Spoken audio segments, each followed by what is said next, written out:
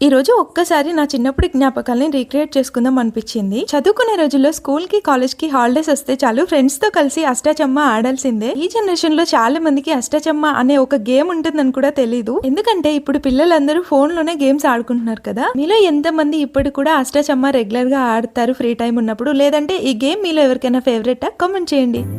ఆడించి అష్టాచమ్మా ఆడించావమ్మా, నీ పంట పండిందే ప్రేమ.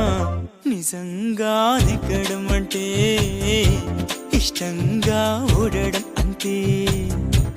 ఆ మాటే అంటే ఈ చిన్నారి నమ్మదేంటమ్మా.